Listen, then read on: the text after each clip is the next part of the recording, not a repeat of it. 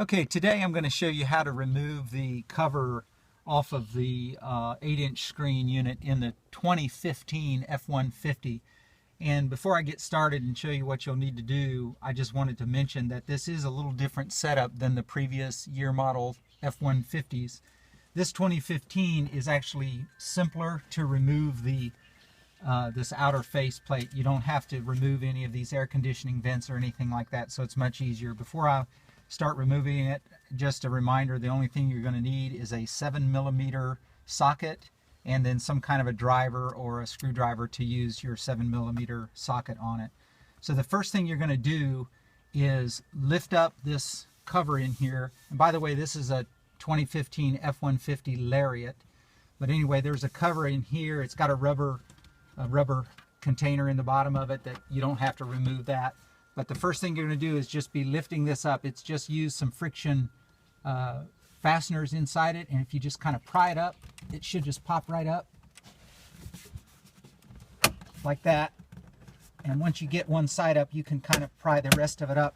And what you're going to do is just pry it up like that and just leave it. It's screwed in on this end, so you can't pop that out the same way. So you just have to leave it lay. Okay, and then inside this cover, there are only 2 screws that have to be removed to be able to take this faceplate off. They're 7mm screws, and if you can see, there's one on this side, and then there's one on this side right here, so it's just the 2. And I'm going to go ahead and loosen those screws to remove them. And those will just be just your normal ratchet type thing to get those screws out.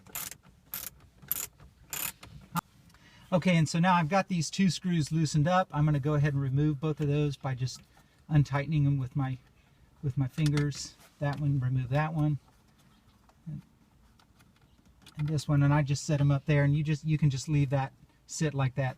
Then the next thing you're going to do is you're going to want to pop this cover off, and it only attaches from here. You can see just below where the air conditioning controls are and the seat heater and seat AC is.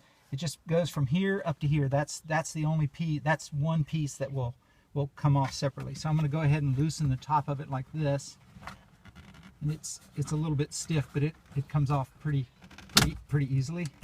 So that's that part. And then you just kind of work your way down, and there are a series of friction connectors inside. And you'll see this side will pop off just pretty much the same way. You kind of have to ease it off. And that's it. And then that part is all you'll have to remove to be able to get to your stereo head unit. The 2 connectors inside, it's a little tight for me to show you exactly what's in there, but there's these 2 connectors right here, and then there's 2 above in the top. These top ones I don't have to remove because I'm able to just swivel the cover up and lay it up on the dashboard. So I'm just going to have to remove these 2 connectors down here, and that's it.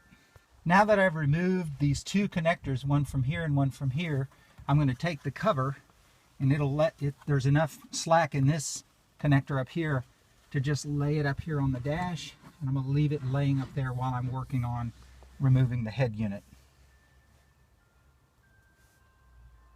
Okay, now I'm about to remove the head unit itself, the screen. Again, it's still the same 7mm socket to use for these screws. There are 3 screws on each side, so I'm going to go ahead and remove those.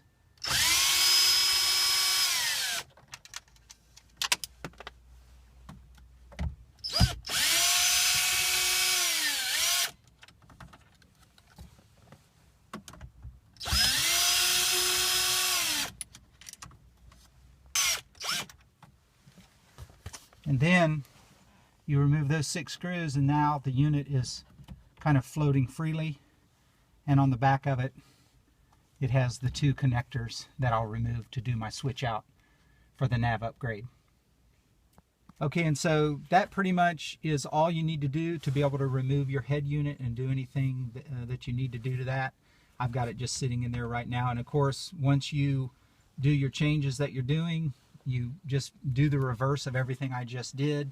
Once you get the head unit screwed back in, you'll use these fasteners on the front cover, these little orange fasteners.